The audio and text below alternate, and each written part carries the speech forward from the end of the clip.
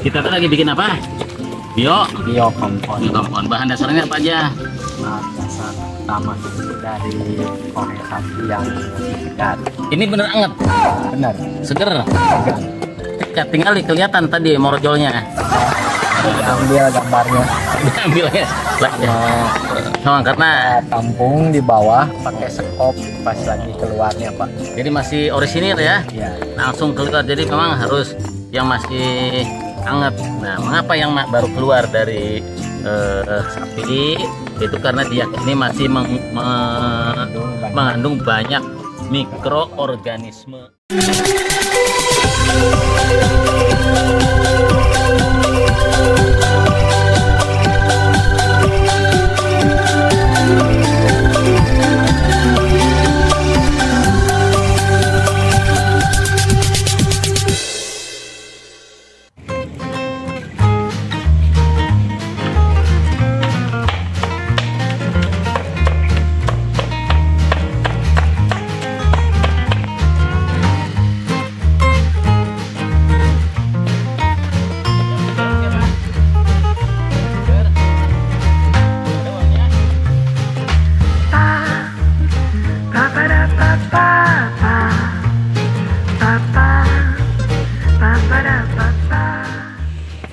Kita tuh lagi bikin apa?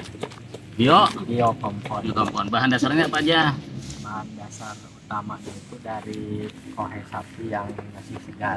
Ini bener anget, Benar. seger. Segar. Ya, tinggal kelihatan tadi morojolnya. Udah. Itu diambil gambarnya. Diambil ya. Lah, ya. Sama karena Tampung di bawah pakai sekop pas lagi keluarnya Pak. jadi masih orisinil ya.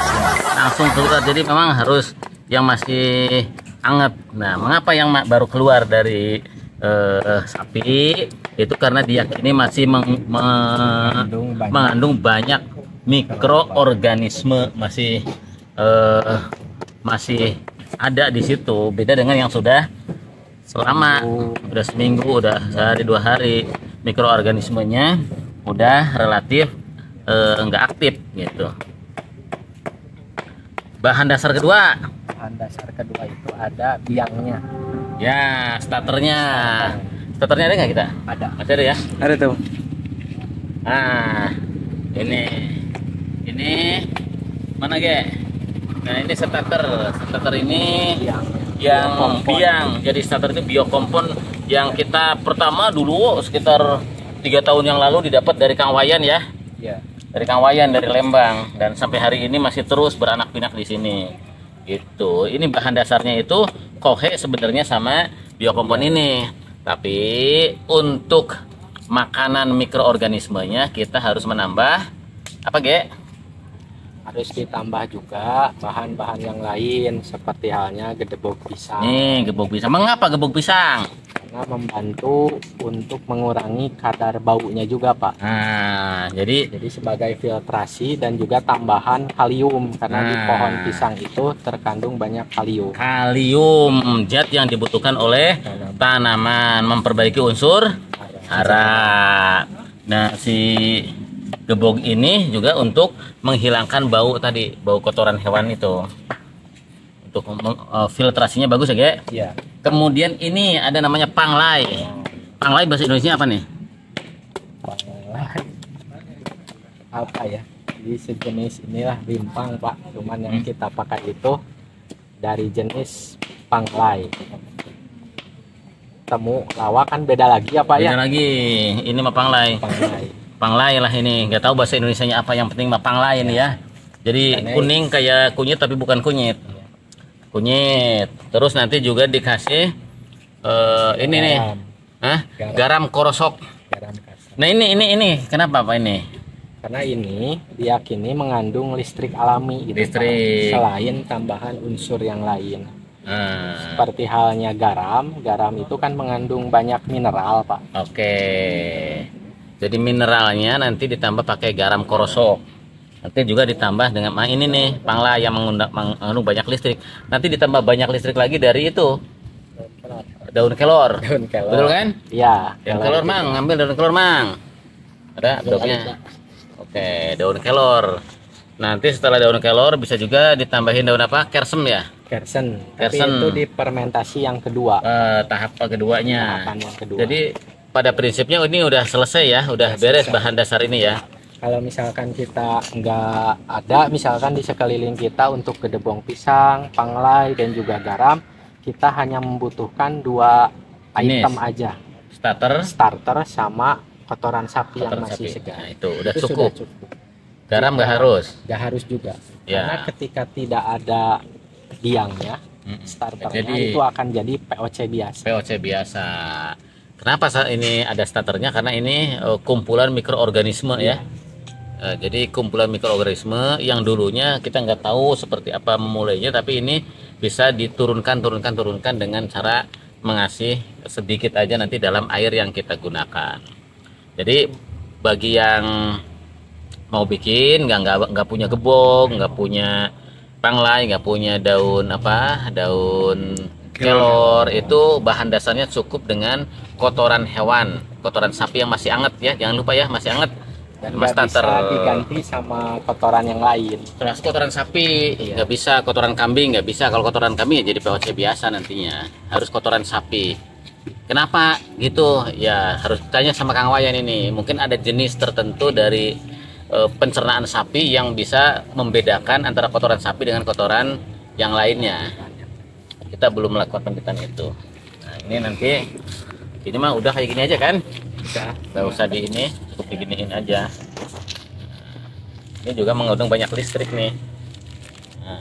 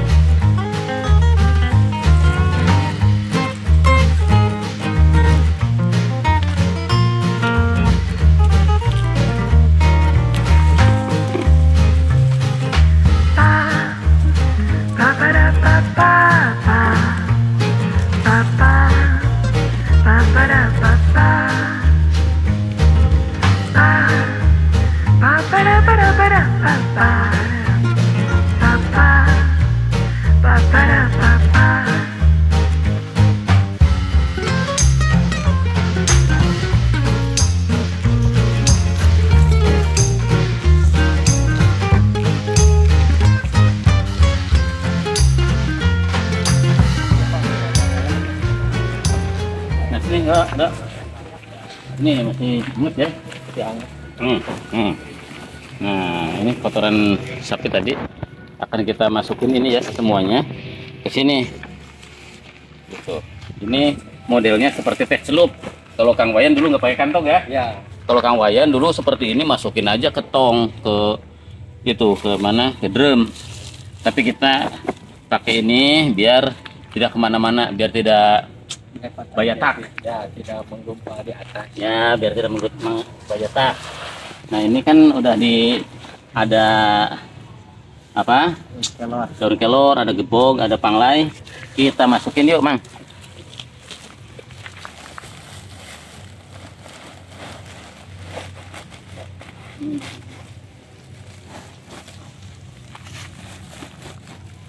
Kemudian ini garam kurangnya nanti di air aja. Di air aja bisa. Kalau misalkan mau ke sini juga bisa itu opsional.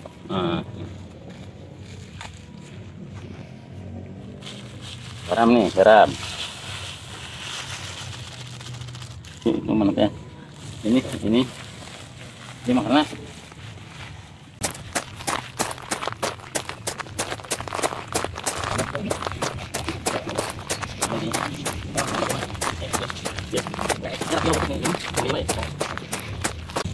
Ini harus di ujung biar apa? Biar ngeper, biar panjang ininya.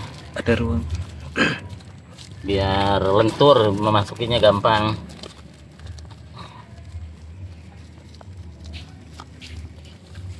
Ah.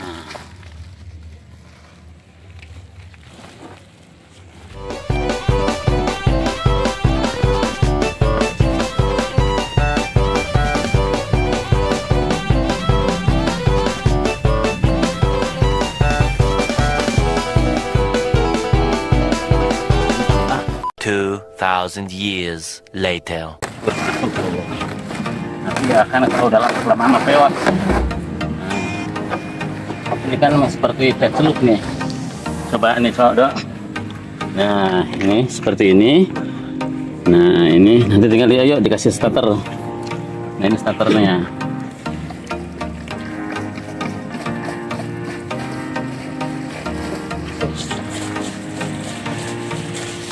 Motor mas,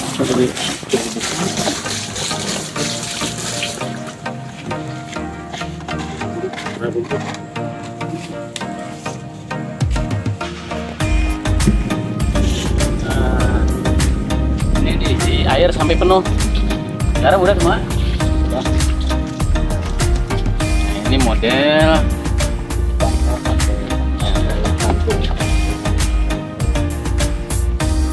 tutup. Nanti akan berkembang mikroorganismenya dari sini. Gitu. Ini ditutup kan? Ditutup secara aerob. Secara aerob itu Menggunakan udara. masih ada udara nggak apa-apa. Jadi masih ada udara dikit tipis-tipis ya. Masih ada udara tipis-tipis bisa digunakan. Ini namanya biokompon.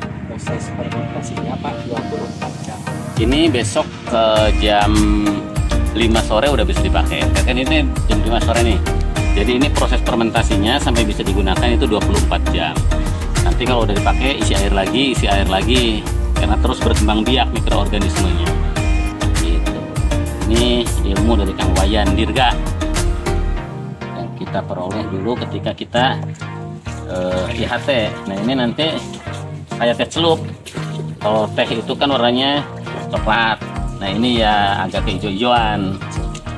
Nanti kalau pengen fermentasi lanjutan setelah ini beres, bisa kalau pengen buahnya banyak itu menggunakan pohon kersem. Jadi bisa digunakan untuk nyebor dengan ditambahin daun kersem sama rantingnya. Itu diyakini bisa memperbanyak buah-buahan, pembungaan. Kayak pohon kersem kan banyak bunganya tuh. Gitu. Kalau mau ini Pak lebih kuat, tinggi juga bisa pakai rebung Itu ya, biar cepat pertumbuhannya. Kan kita tahu pohon bambu itu cepat banget pertumbuhannya. Nah itu unsur-unsur senyawa yang ada di pohon bambu itu harus dimasukkan ke sini biar pohon kita itu cepat tumbuhnya. Begitu Bapak Insinyur, ini insinyur pertanian, percaya saya. ini seperti halnya kantung teh. Kalau misalkan sirihnya airnya udah bening, itu harus diperbarui lagi. Jadi proses pemakaian ini bisa berlangsung Indikatornya 7 kali Pak. Indikatornya jadi 7 kali isi ulang. Iya. Kayak teh aja. Teh kan kalau udah misalnya bening airnya udah nggak enak, nggak bisa dipakai lagi.